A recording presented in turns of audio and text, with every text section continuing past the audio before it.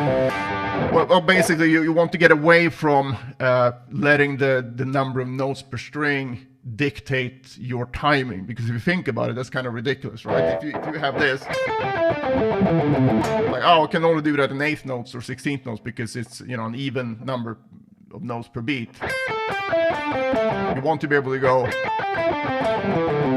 triplets or 1 2 3 4 5 1 2 3 4 5 1 2 3 4, whatever. You know, the subdivision and the number of notes per string shouldn't affect each other, but they tend to do that initially because it's, you know, it's easy to line them up like that, and that can become a problem.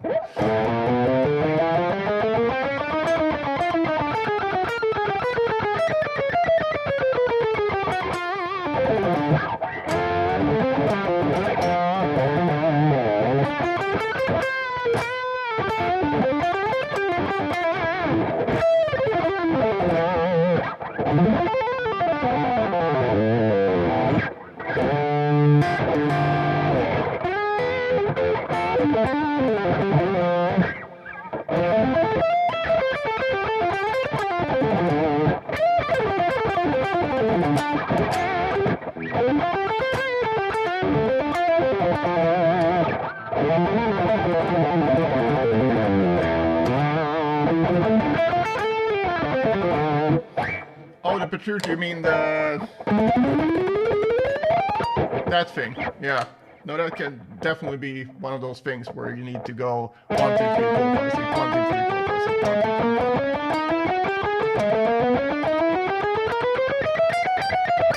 4. But one thing you can think about is like every 3 strings it restarts from the beat again. So you go 1 2 3 4 5 6 1 2 3 4 5 6 1 2 3 4 5 6 1 2 3 4 5 6 1. That makes it easier.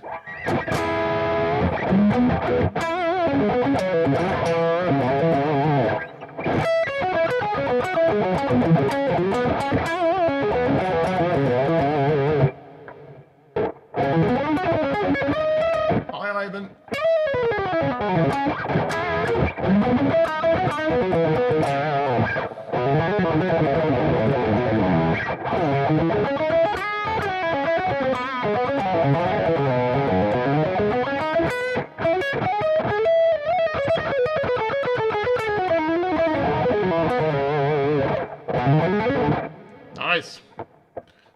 many good players from Italy.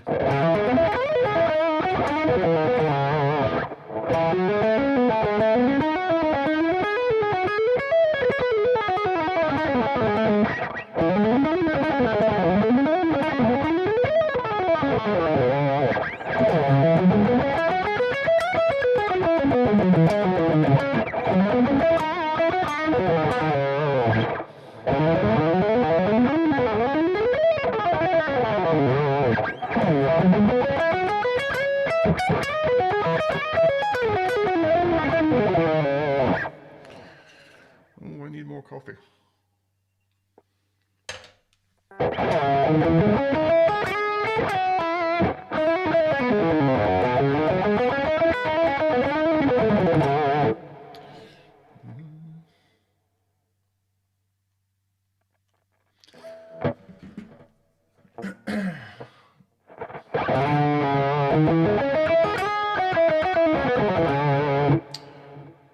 Other Petrucci one, number 9.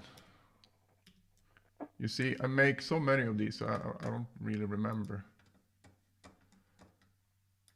Hold on.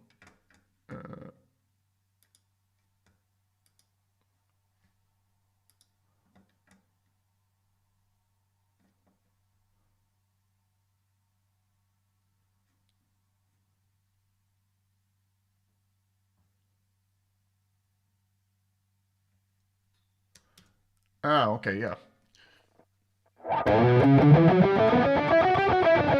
See, I still don't remember it, but that's more a 3-note per string, yeah. And that one, I mean, same thing there. You kind of want to. Well, one thing you can do is to slow the metronome down like a lot, like down to 40 BPMs, and really try to click, click, click.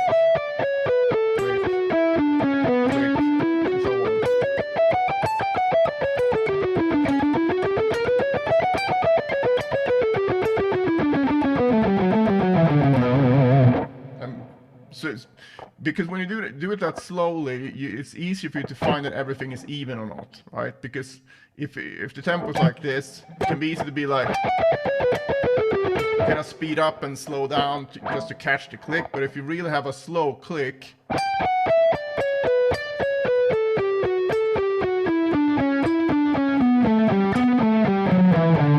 it's easier as well to hear if you get any flams between, like, here's a click and here's the first note that should be on the click, right? So if you are a bit late, or usually what happens, you're a bit early, so you want to be right on that click. So I find that's a very good exercise anyway, just to do, 6 notes per beat or whatever at a very slow tempo. Because 40, I think this Adam something, I don't remember his name, but he has he's a bass player, really good bass player, and he has a great YouTube channel. And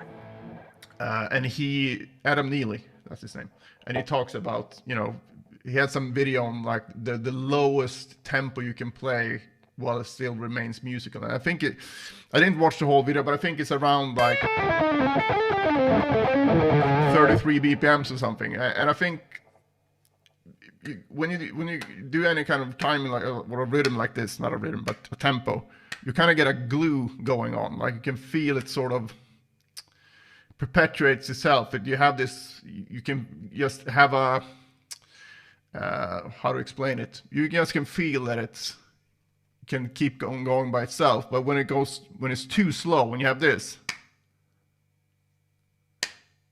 just becomes very difficult to feel that sort of, again, glue, for lack of a better word for it. So I think 40 should be all right for most people, even though it's tricky. But that's the point of it, right? So you really have to focus on it.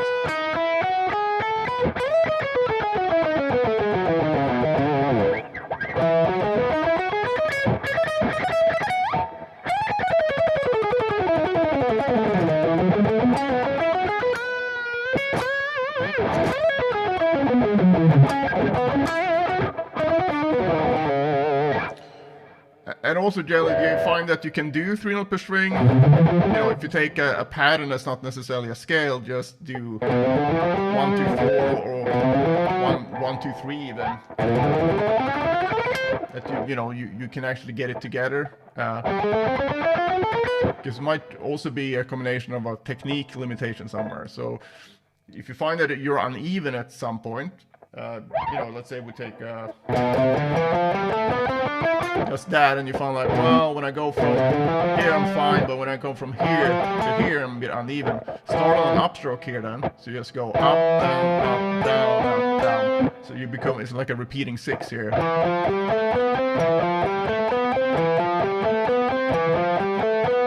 try to get everything as even as possible.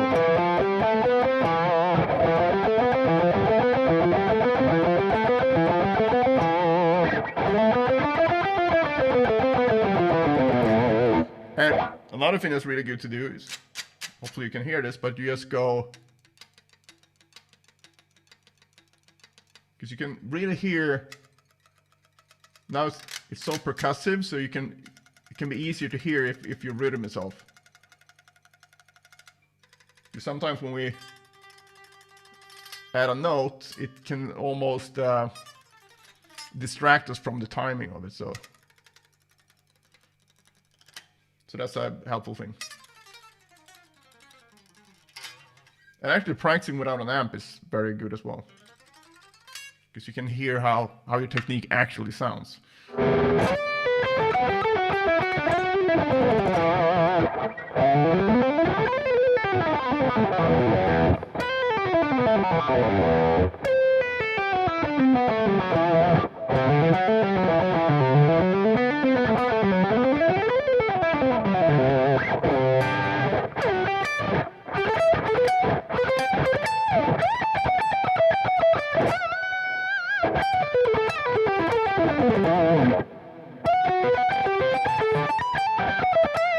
No, but that's like a bad hair day. You have a bad picking day. I think it's a lot of things. You know, if you haven't slept well, or maybe you're hungover or whatever. I think because getting that synchronization down, that's quite a finely tuned thing that you need to do, because you need for it to not sound sloppy, you need to play exactly the same timing in the left hand as in the right hand, right? So that's kind of natural. But on the days where it doesn't feel good, I would just focus on play as slow as you need to have it, sound and feel really good. Don't try to be like, well, yesterday I could do this, but now today it sounds like shit. Don't repeat that. Find a tempo where like everything is absolutely perfect. When you do your practice, but then when you're done with your practice, you can try like going for it, and if it's some slop somewhere, so be it, because then you've done so many good reps, you won't sort of overwrite the information you programmed into your brain already. But I think it's a mistake. That's another thing why I don't like this whole use a metronome and like, oh, yesterday my tempo was 102, maybe I can reach 104 tomorrow. Because what seems to happen for most people, and if this works for you, great, keep doing it. But if it hasn't worked for you, it's quite common, because I've never made it really work, and I'm quite hard on myself when it comes to practicing. But I would still find myself looking at the metronome and be like, yeah, but yesterday I was at this tempo, so I need to be at this tempo now. And then I would be like, sit there and do shitty reps at that tempo, and then my technique would actually get worse. So don't be that guy.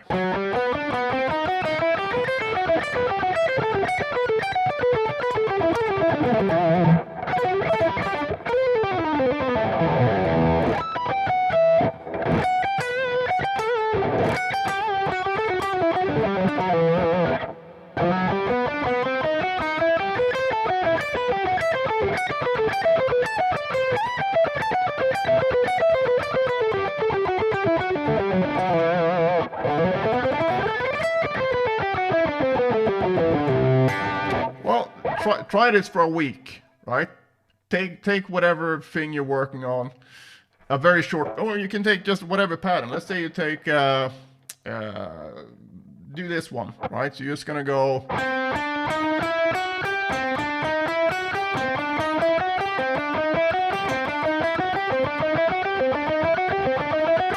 Then you put the metronome at 80 BPMs, right? And do eighth notes. It's gonna be basically around this tempo. Use a timer, and then you do that for 10 minutes every day for the next week. You're not allowed to play this, practice it outside of this test, right? And then see the week after if you can play that faster without even trying, as in you haven't pushed it. Because that's what happens. If you do that, you'll find that just by repeating it correctly, and correctly I really mean correctly, I don't mean that like, oh, because it's slow you can get away with all downstrokes on one finger, right? It needs to be close to how you would do it anyway. So if your picking looks like this when you tremolo pick, slow that down and try to keep the picking consistent, so you don't sit out around like this.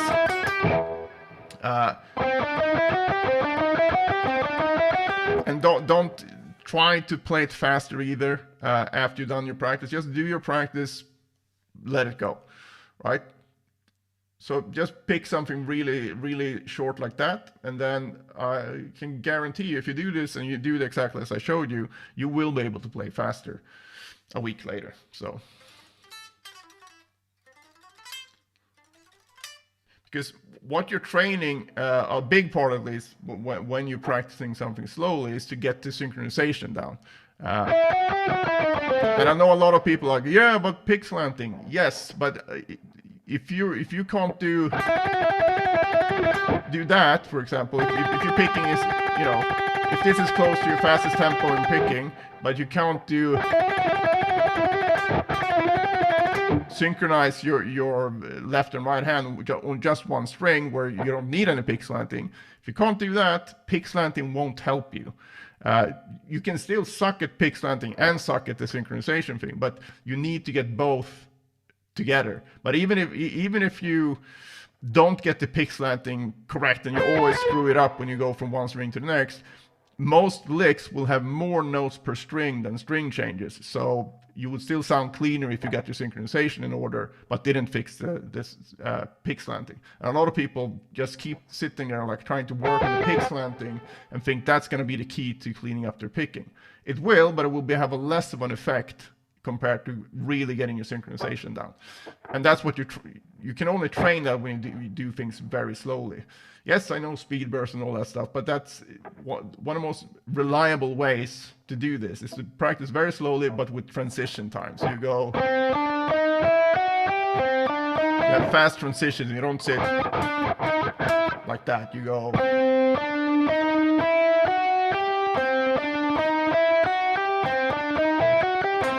But a lot of people don't do that. They sit at like whatever the fastest tempo they could play yesterday, and then like, it's kind of okay, but it's kind of not. So what happens is that their synchronization, if this represents perfect synchronization, it gets skewed. And then the more, if you practice here then for a few days, and then you push it again, it gets even more skewed, and then you'll find that your synchronization is actually worse, even though you put in the hours of practice, which absolutely sucks.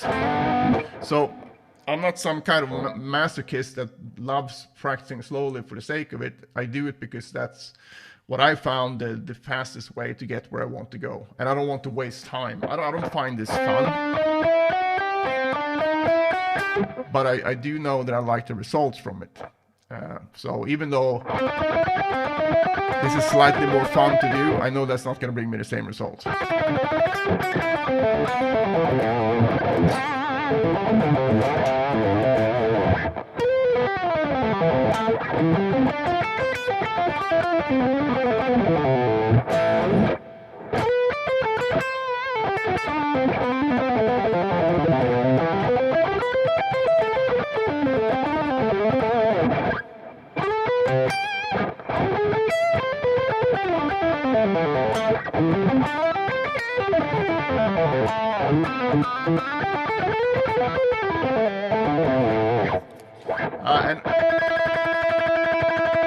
And just if you're just working on your right hand though, that's where you can do more, you know, different rhythms and whatever, because then you're not in risk of screwing up your synchronization if you're just working on the timing of the right hand. And you know, that can be done just like this, or you can, you know, do this or whatever. Hey Richard. Yeah, I think so. If you want to sound clean, then you need to get that together. And unfortunately, the only way I've found to get that together the quickest or at all is to do very slow, perfect reps, because your brain needs time to get that timing together. So.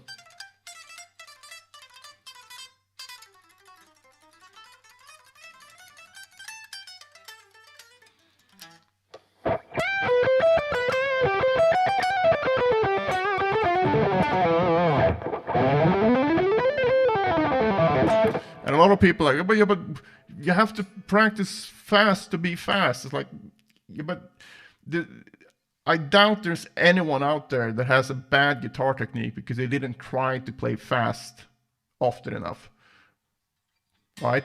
But I can bet you that there's a lot of people with the opposite problem that have a bad guitar technique because they haven't practiced slow enough.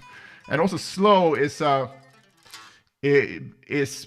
for a reason, right? So again, I've talked about this a lot, but why I practice, even though I can technically could sit here if I wanted to, it's still clean, but I don't have the same control over the transitions between the fingers, and also what I call finger choreography, where I make sure that this finger prepares when I change string, or if I want to do the sort of equivalent in the right hand. So that's why I practice slowly. So there's no like, you know, virtuous thing by practicing slowly. It's more boring, but I need to get as much good stuff into the reps that I'm putting in as possible. So, hey Chris.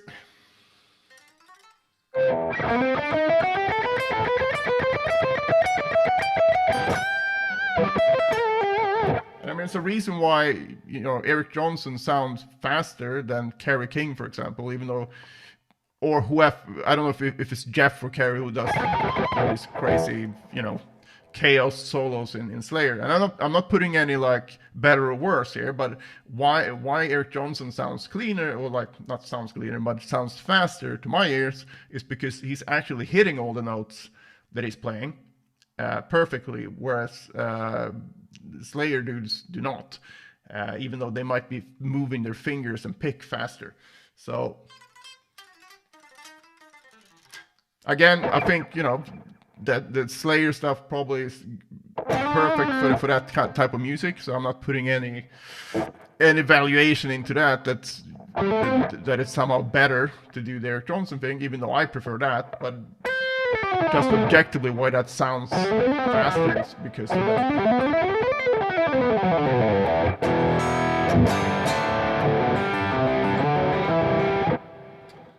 Hey Philip, I don't really do that. I've tried the whole Petrucci thing and it doesn't work for me. I always end up doing shitty reps and don't liking it. So for me, it's more about whenever I do anything repetitive, I keep it at a very slow tempo. We talked about this earlier in the chat, and then it's more of a matter of like trying to see like, okay, where am I at now? And usually you can do bigger jumps in speed instead of sitting there and like, oh, I've been grinding at 108 for the last few months. Then something is off with your approach, I feel. So if I'm using the metronome and trying to do that stuff, I would instead, one, for exercises, I don't give a shit, because exercise is just for me to work on a particular aspect of my playing, and then I want to do as many perfect reps as possible. If there's a solo or lick, something that actually has a tempo attached to it, then of course you need to do that. But the approach I would use there would be speed burst, and also a lot of slow practice, especially if I find like a particular part of the lick that's giving me problems, because usually it's not, you know, if you have 20 notes in a lick, it can be just a transition between the 16th and 17th note that gets you into trouble. And if you can identify that, and then you can make an exercise around it, then you'll get it down much faster. But for the metronome, then I would instead do, you know, start at maybe 60 BPMs, and then pick a rep range. Like, let's say, oh, I want to do 5 perfect reps of this lick, and then if I do that, then I move up to 65, then 5 perfect reps in a row. This is, and then keep moving up in 5s until I reach the tempo or I can't go any faster. So.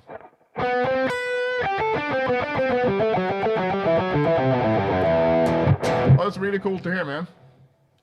I'm gonna take a screenshot of that. You're famous now. No, but it's I love hearing that. Thanks for telling me. So do you get that, Philippe? That's the approach I would take instead. And also, if you work on your technique on the side, like, there's a reason why even like super classical virtuosos still practice scales, because when they learn a new piece or they're playing a piece, it's gonna use musical materials like scales and arpeggios. And if they can already play an E minor scale at breakneck speed, and then they learn a piece that has a E minor scale at breakneck speed, they can do it already. And then you might find, like, in that piece, like, oh, okay, so it goes up this E harmonic minor scale, and at the top of it, it has this, you know, transition that I haven't worked on before, because, you know, you can't be systematic about everything. But it's kind of that 80-20 rule. Like, so you can work on the, if you work on the scales, you cover so much stuff that you're gonna see later on that you can just find the problem areas, and that will be maybe 3-4 notes instead of 40, if that makes sense. And if you use the metronome thing, like if you try raising the tempo, the reason why I would put like 5 reps in a row perfectly is because that's when you're in control. Because I've seen with a lot of students, when I ask them how they did it, and they're like, oh yeah, so I'm practicing this, and then, you know, they make a lot of mistakes, and like, oh, I got it. And then they do 1 rep, like, but they have like 27 reps that were shit before, and then they, I don't know, slipped in their chair and then managed to get 1 rep clean, and then like, yeah, I got it. And then you move on. So that's not the point. The point is to, if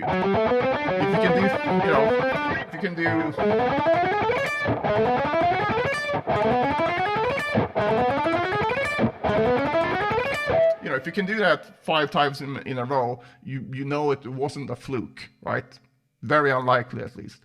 So, and then you can try pushing the tempo up. But I would do this like pretty quickly then. So I've never done this whole, I was gonna do it, but I realized I didn't need to do it. The whole thing of like, oh, you start at 60 BPMs, and then you do a lot of exercises. The next week you go up to 62, the next week 64, and then, 50 weeks later, you're sitting there practicing at like, 180 BPMs or whatever.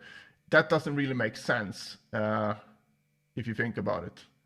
You need to, there's always gonna be a time for getting perfect reps in. Even now, when I've been playing for so long, and I still focus on the accuracy, because I notice if I don't, I start sounding worse. So it's very important.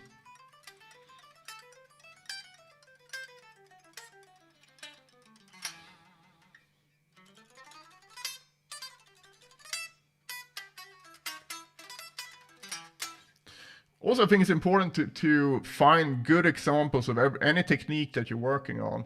So if you're working on picking, go listen to, well, whoever inspired you to do work on picking, because you should be working on a technique because you like the sound. You should always lead with the sound that you like, because otherwise, if you just have some guitar teacher telling you like, oh, you should do this, there's no shoulds, right? It should be, well, I said should here, but you're better off letting what sounds you like lead your way in terms of your playing. Because I mean, look at Tom Quayle. He doesn't do pretty much any alternate picking stuff, and he sounds amazing. But that's his legato style, and that's what he wanted to hear. It wasn't because he couldn't develop his picking. He actually has pretty good picking when it comes to these like 3-note per string runs and stuff like that. But he doesn't use that in his music. They have like Alan Holdsworth, of course. Then you have Frank Gambale, who picks pretty much every note, never plays legato, but he uses sweep picking, and he sounds great that way. Demiola would pick everything like alternate picking instead. So I like to be able to do all of it because I like, I have so many influences that can do a lot of things, right? But I think it's important to lead with the sound that you want, because if you sit there like smashing picking exercises every day, but all you listen to is like Holdsworth or Brett Garsed or Tom Quayle, and you can't do legato well, then you're not aligned with what you want to do. So that's important. So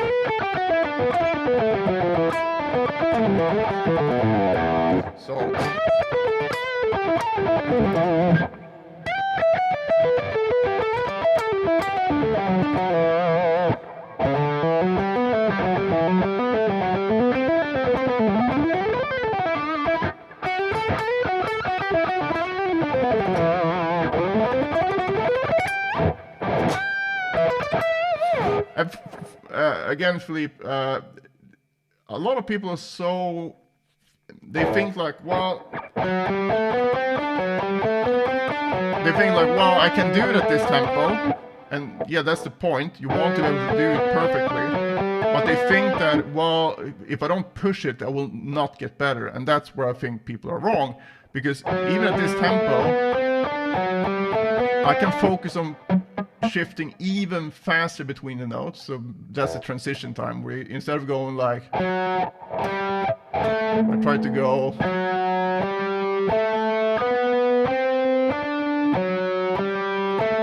basically I want to minimize the gap between the notes. And there's only so fast I can practice tempo wise where I can still control that, because even here it's very hard for me to control the length of the notes here, right? But if I'm here, I can do that.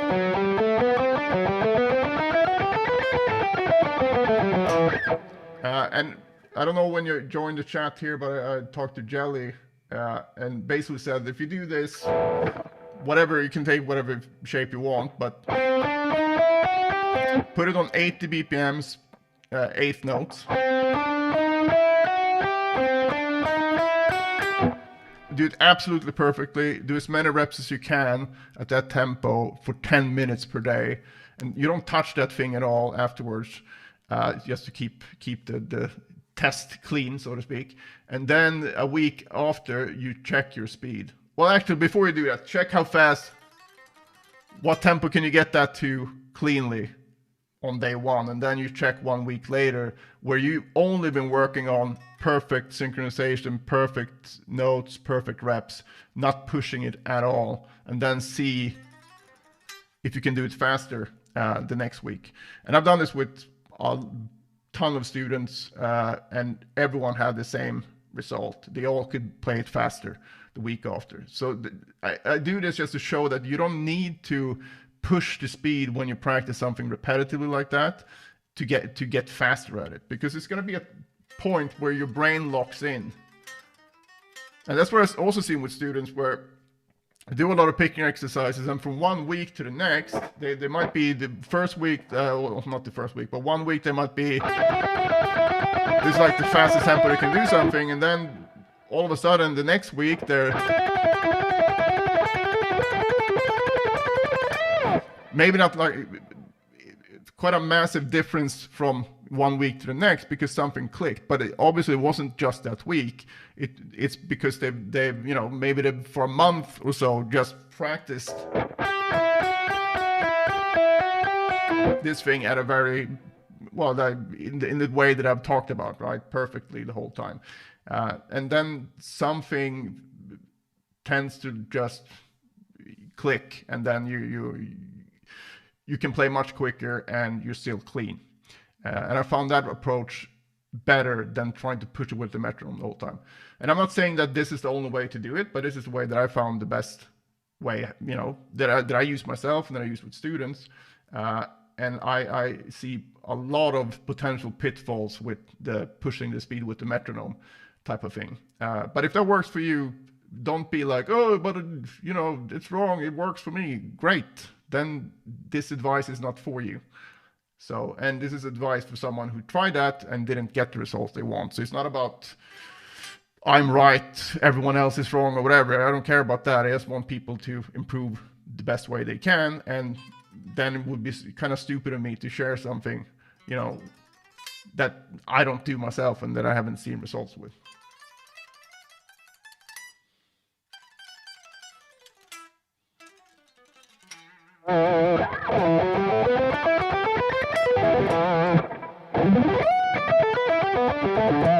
Thanks, Juan.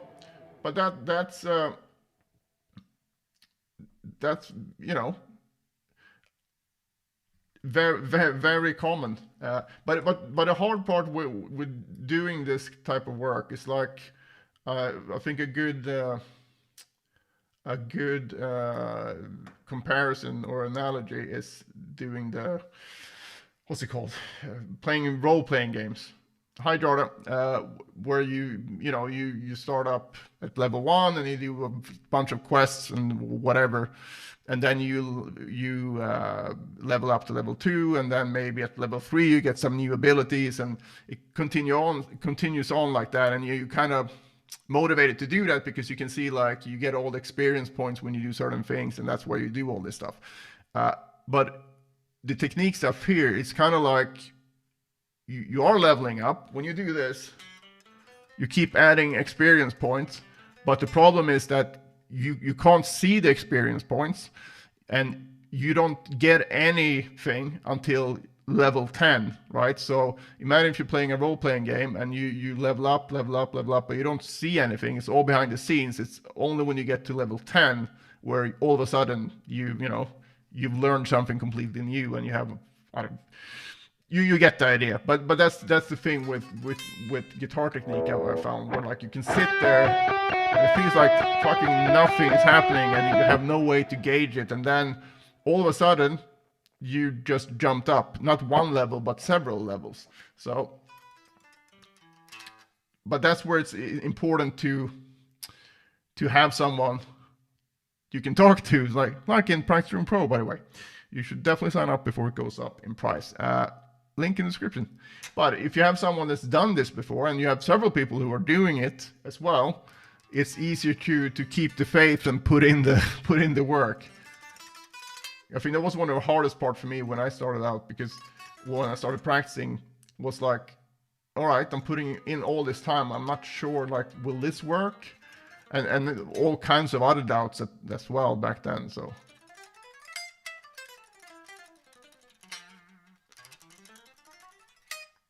yes, exactly, Jordan. Well, I think so. I tend to use what I call the looping technique, and this is just my word for it. So if we have this again, I would do a few reps. So basically, if you number the notes, 1, 2, 3, 4, 5, 6, 1, 2, 3, 4, 5, 6, 1. So I would start on doing that. So let's say I do, just for the sake of explanation, I would do 2 reps. So I start and end on the note as well. So I go 1, 2, 3. So I stop and start on the same note. Then I start on the second note. The third note. Fourth. Fifth. And the sixth. And then I start everything with a downstroke, but then I can do it again, starting everything on an upstroke. But even if you just do starting everything on a downstroke, every other note will turn the picking around, since it's alternate. So you're gonna go down, up, down, up, down, up, when you start with a downstroke here. But if I start on a downstroke on the second note, that would be down, up, down now here, right? So it gets turned around. But I think it's a good idea anyway to like have a timer on, do 2 reps of each, and then start every variation with a downstroke first, and then you do the same thing starting every variation with an upstroke. So you go.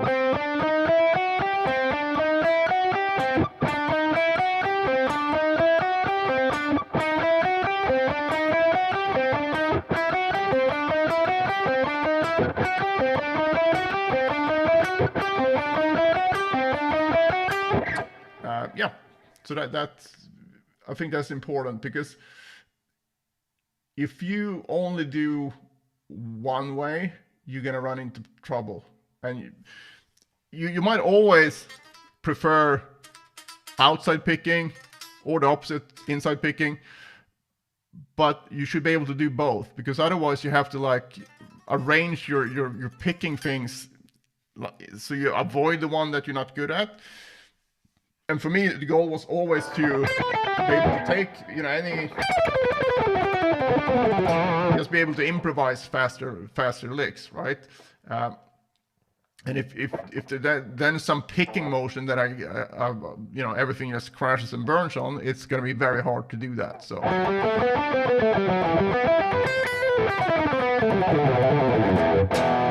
But that doesn't mean that I don't prefer, you know, if I start prefer doing that with a downstroke instead of doing that with an upstroke. But I can still do it with an upstroke. I just feel better with the downstroke. But that's, you know.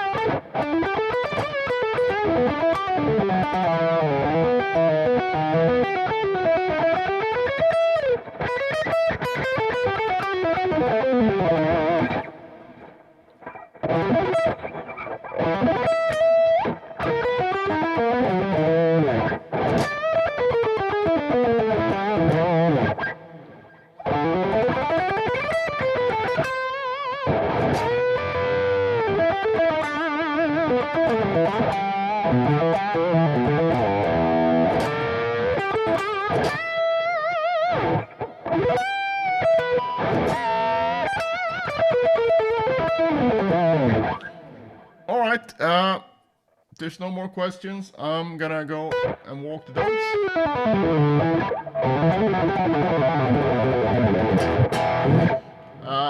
And if someone haven't joined the practice room, this, you know, Web Pro, obviously, I will help you personally with videos and all that stuff that I talked about in the beginning of the stream. But there's also practice room, the free one, where, you know, you can just come and hang out with close to 900 other guitar players at the moment.